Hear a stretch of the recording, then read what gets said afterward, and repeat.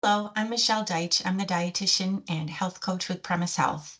Today we're going to look at prediabetes, what it is, and what we can do about it.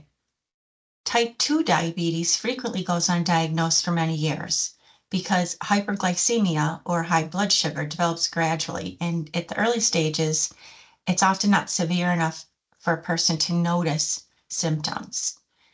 Nevertheless, even undiagnosed people with diabetes are at increased risk of developing complications. Because diabetes and prediabetes are a chronic and progressive disease, we need to watch for the signs that our bodies are changing and how we process glucose, meaning the sugar and starches from our diet. These early stages are referred to as insulin resistance. Insulin resistance could also be stated as prediabetes. So let's take a closer look.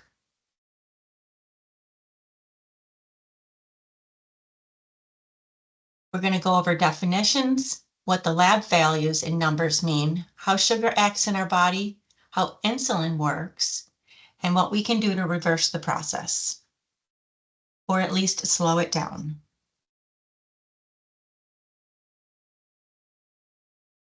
So we're going to look at some definitions. There's insulin resistance and insulin sensitivity. So right there, I want you to recognize that those are opposite things happening. Insulin resistance means our cells are resistant to letting insulin in so the body can use glucose for energy.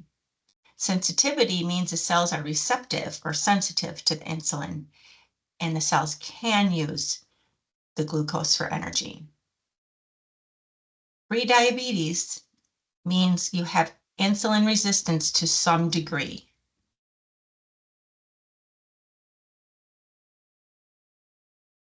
How might you know if you have some of the signs? There are some early warning signs, and they can be as simple as noticing things like skin tags or darker patches of skin in the armpits or the back or sides of the neck. We have an increased risk simply by getting older, often because we're less active. So a key point to remember is that our muscles are the biggest place that we use up the glucose that we take in. So the more we can be active and do resistance training, the better our metabolism and the better our blood sugar processes are. So limiting how often we are sedentary, how often we indulge in sweets, even managing sleep, making sure we get good restorative sleep, and managing chronic stress are important. So let's look at what insulin resistance is in your body. Insulin is a signaling and storage hormone. Your pancreas makes it in the beta cells. But when we're resistant to it, our body simply doesn't use it efficiently. When we can't use it efficiently, glucose can't enter the cells to be used for energy. And again, that often means no symptoms. When we're sensitive to it, and exercise again can help us be more sensitive, then the cells respond appropriately. Glucose doesn't build up in the bloodstream and can enter the cells to be used for energy.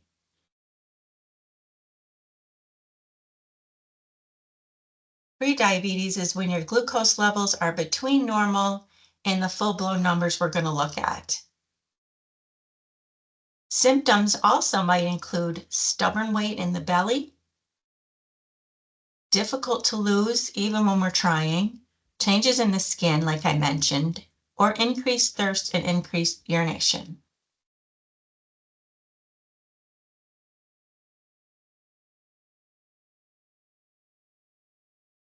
So insulin resistance might have some symptoms, like we said, but we're looking at the fasting glucose being at the upper limits and the A1C being at the upper limits, even before it's called prediabetes. There's another thing we could look at called fasting insulin. Normal is between 2 and 20. That's a pretty large range. So it would be valuable to know this, and it's not a lab that is often taken in our annual labs. It's something we would have to ask for. But it would be helpful to know if we were in the preferable range of under 10, or if we were heading up closer to 15 or 20. That would definitely show some insulin resistance. And the prediabetes range for A1C is 5.7 to 6.4%. We're going to look closer at what A1C means too. And then your fasting glucose range would be 117 to 137, and that's in milligrams per deciliter. So we don't need to worry today about diabetes because that's when it's over these numbers. The reason I wanted to do this presentation is to really drive the message that we can watch for signs and make changes well ahead of this disease progressing. So let's look at the numbers another way. Normal fasting blood glucose is 70 to 100. Again, that's a pretty good range in there. You've got 30 points, 30 milligrams difference. So if you've noticed over the years that you're no longer in the 70s, maybe you're in the 80s, maybe you're no longer in the 80s and you're getting in the 90s or the upper 90s, technically that's normal, but it could be also a sign of insulin resistance. So we don't necessarily want to wait to take action when our fasting glucose goes up above 100. But even if it has, there's definitely things you can do about it. And diabetes is when it gets above the 125. So we're going to take a look at what's happening in the normal range. But first, I'm going to give you a quick sugar reminder. The American Heart Association recommends 24 to 36 grams per day of added sugars. And we know sugar comes in a lot of different forms. So we measure it by the spoonful, but if we're reading labels, we have to determine the grams per serving. So we know that 1 teaspoon of sugar equals 4 grams. That's how we get to that 6 to 9 teaspoons per day. The lower end is for women and kids, and the upper end is for men. This is not about the fructose in whole fruits or the lactose in milk, in plain milk. It's about added sugars and added fructose. Even if it's from so-called healthy foods like granola or whole grain cereal or whole grain processed foods like breads, yogurts, protein bars, or protein shakes, we really have to watch for added sugars everywhere. So what does this have to do with our glucose and sugar levels in our body? A couple more ways to look at A1C and these numbers. The A1C is a percentage, and below normal is better. It's a 3-month average. 117, so we're not going to look at this because we don't measure in millimoles per liter. We're going to do milligrams per deciliter. So we're only going to look at this column here. And 117 milligrams per deciliter is the average. This is not your fasting number. This is an average of all the times your blood sugar was up and down over a 3-month period. And that estimated average is what gives us that A1C number. The higher the percentages mean the more sugars that are stuck to the protein hemoglobin on your red blood cells. As you change the way you eat and move and manage stress and sleep, you can lower those numbers because your body will relearn how to be insulin sensitive. So let's take a closer look at those red blood cells. This is another way of looking at A1C. Hemoglobin is the protein part of the red blood cell that carries the oxygen throughout our whole body. When glucose is consistently elevated in our bloodstream, the sugars have more time to attach to the red blood cells. This is what we measure when we look at a hemoglobin A1C.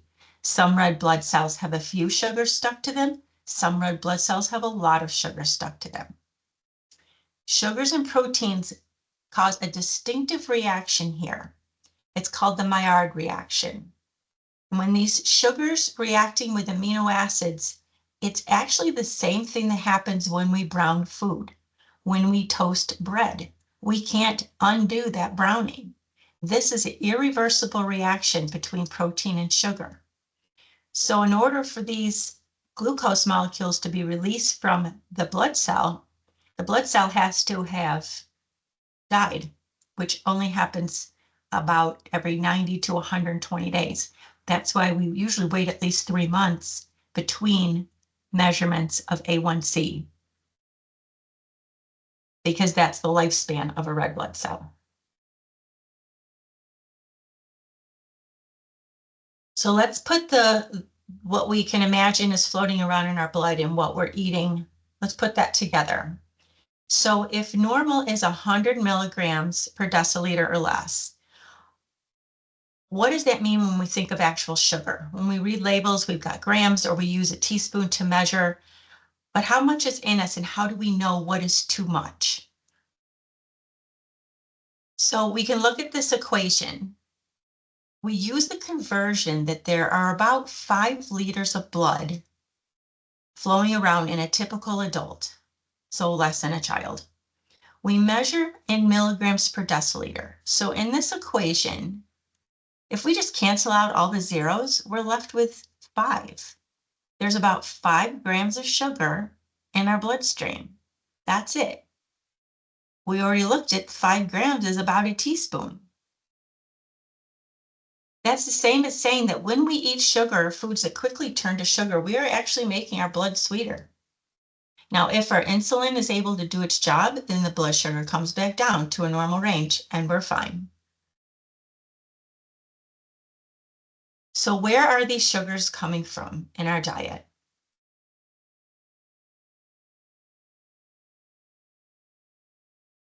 We've got naturally occurring sugars,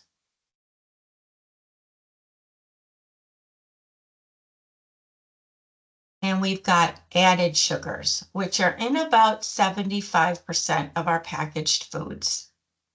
So a very easy way to avoid added sugars is to avoid packaged foods.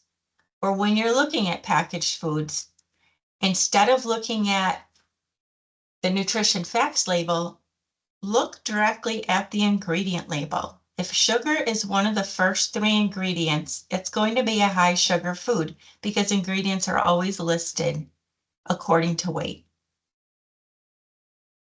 Under the natural side, we can include all fruits, some dairy, some starchy vegetables, foods that quickly turn into sugar in our digestive system, but this is different for everyone. Now you might be thinking, what if it's 100% juice? Well, since juice is literally the fructose squeezed out of a whole fruit, we have to count it differently than when we eat the whole fruit because it comes with fiber, but also it matters how we consume it. It's good to consider that it would take 2 to 4 oranges to make a cup of about 8 ounces of juice. We could drink that rather quickly and the sugar would go right into our bloodstream pretty fast. If we consider the fiber and the speed in which we're likely to consume 2 to 4 whole oranges, we would take a longer period of time to raise our blood sugar level. We want to give our body the best chance of digesting our food without causing extremes in those blood sugar or glucose levels. So these are the things you want to minimize when it has added sugars.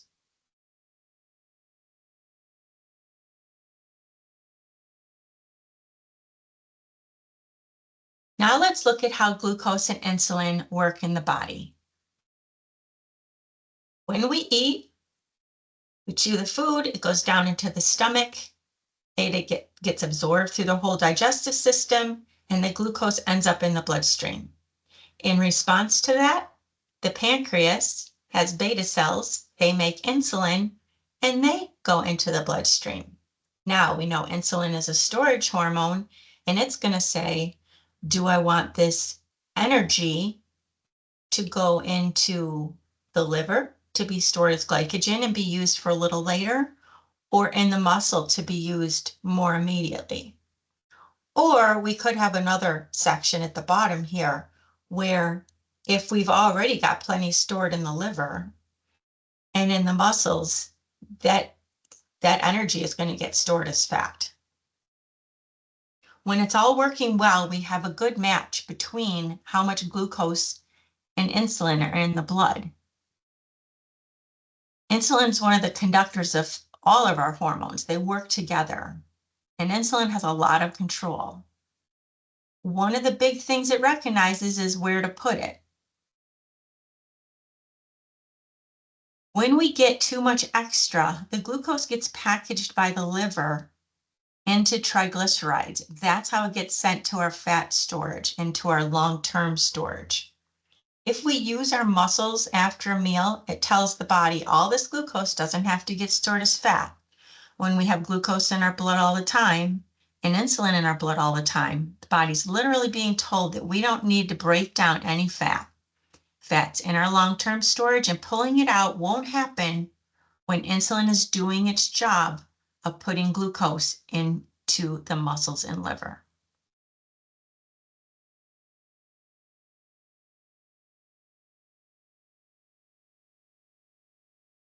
So let's take a closer look at the cells, the little microscopic cells inside of our organs.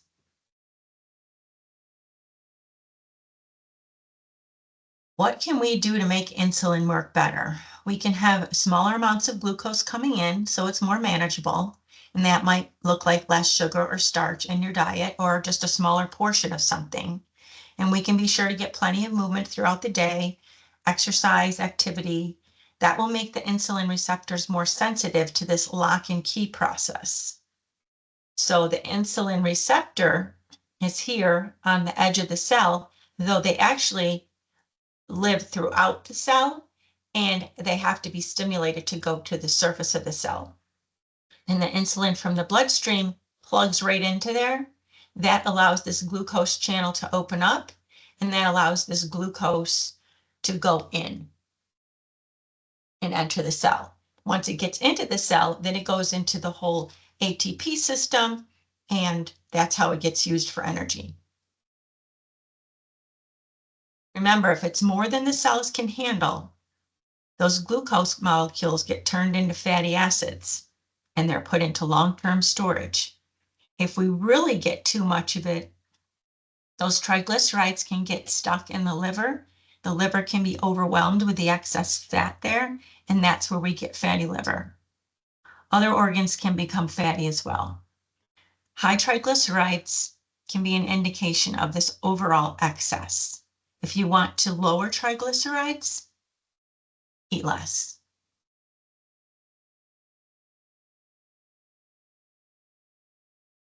Now we're going to look at part of this beginning, because again, we're not talking about the beta cell dysfunction here when the pancreas becomes fatigued.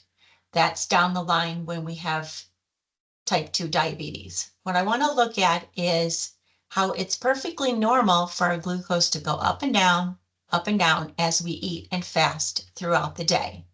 Now, if we're eating steadily and grazing and snacking steadily throughout the day, that's going to be up, down, up, down, up, down, vary a lot. And that's going to make the insulin have to work that much harder. When we start getting the elevated insulin, and remember I said that ranges from 2 to 20. So somebody's fasting insulin is staying high all the time. It means your blood glucose numbers are going to look still normal. That's an important thing to understand. We can say my blood glucose is normal, but do we know if our insulin has been going up in the background, which we don't want to have happen? And one way of knowing that is to ask for a fasting insulin.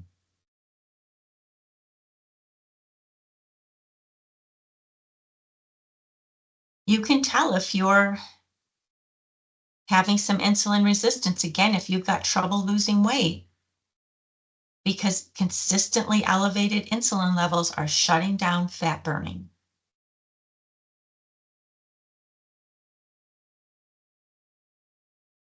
It also becomes a vicious cycle.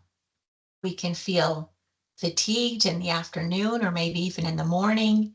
We want the coffee with sugar in it, and then we want afternoon sugar or carbs or something. So We eat something when we feel fatigued, we produce insulin, which is normal when we eat something, but if the cells are resistant to the insulin, then more fat is going to get stored and it creates this cycle. When insulin is high in the body for too long, it in itself is going to create some fatigue and tiredness, the dark skin patches I mentioned, the increased thirst or hunger, but it can also affect things like our eyes and kidneys and tingling in our hands and feet, that peripheral neuropathy.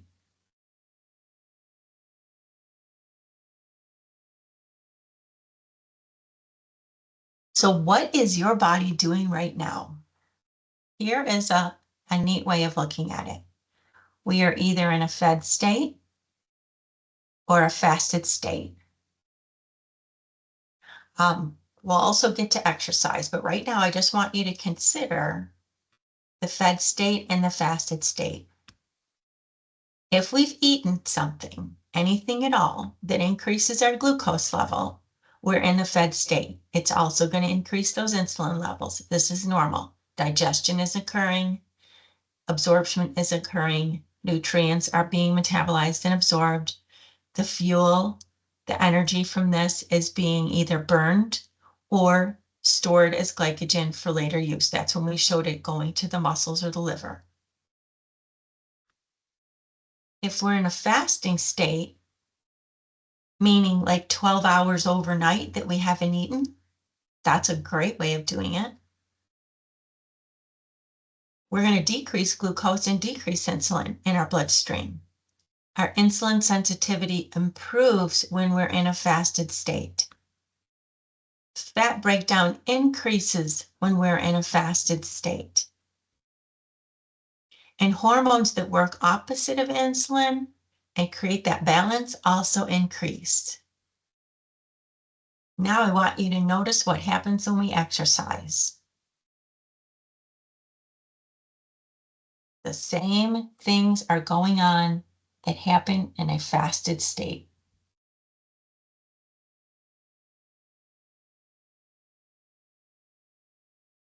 So what is your body doing right now? Are you moving? Have you been fasting for a few hours? Or are you in a continuous fed state throughout the day? So what can we do to prevent prediabetes and insulin resistance? Number one thing you can do is eat whole foods. Michael Pollan said it simply, eat whole foods, not too much, mostly plants. Less processed foods are the best. We can talk a little bit about glycemic load or glycemic index if you're interested in that. Move consistently. Every day, plan for some kind of movement. Manage your stress. Quit smoking if you're still smoking or using tobacco and nicotine. Prioritize your sleep so that you're getting good quality restorative sleep. Practice time-restricted eating, also known as intermittent fasting, which can be that 12 to 14 hours overnight or those few hours in between meals. But if you're drinking something sugary in between meals, that is breaking a fast. That is putting you in a fed state. It's important to recognize that. So reducing your sugar intake overall, eating less processed foods, you're going to decrease inflammation, decrease inflammatory fats, decrease your sodium by eating less processed foods. In the evening where we want a snack, think nourish and hydrate rather than snack and crash. It's about what we eat, but it's also about how much and how fast. If we overwhelm our systems with too much or too much at once, we're just going to keep raising our blood sugar more. So what else can we do? We can work on our mindset. What do we think about our goals and how we're going to get there? Don't confuse your path with your destination. Small steps count. Consistency counts. Working with a health coach can create that accountability, but it's also important to be flexible and be kind to yourself. Sometimes we get down on ourselves and allow that negative self-talk to come in. It can be very demotivating. This isn't an all or nothing process. Any step in the right direction is a good thing, and the more steps, the better. There's also something called a triglyceride glucose index. I will give you the place that you can access that index online to use your own labs that you already have for triglyceride and glucose to see if you are over 4.5, you are showing some insulin resistance. You can also ask for A1C if you've never had one, or if it's been more than a year, or if you feel like you've got other signs like high triglycerides or stubborn belly fat, you can ask for an A1C. You can ask to get a fasting insulin checked. You can test your own blood sugars by wearing a glucose monitor or just doing the poke test. You can simply take a measuring tape and do a waist hip ratio. That can give you some idea. You can learn about low glycemic foods, you can do some strength training, and you can work with a health coach. So lots and lots of things that we can do to slow or reverse this process. But I'm going to go a step further. What can you do today so that you feel you are making progress? Again, it's not all or nothing. Do your best making choices at each meal and each snack. Think about, is this choice getting me closer to or further from my goals? Keep at least a 12-hour overnight fast. Take your breaks. Move around. Go up and down stairs if you have them. Skip the sugar. Become aware of the sugar you're taking in. Reduce it where you can. Often it's worthwhile to, if you're tempted by something, cookies or donuts or chips even, just think, it's not forever, but right now, I'm going to skip it. And please start looking at the ingredients rather than all of the marketing that is on food labels. Look at the ingredients. Flip that package over.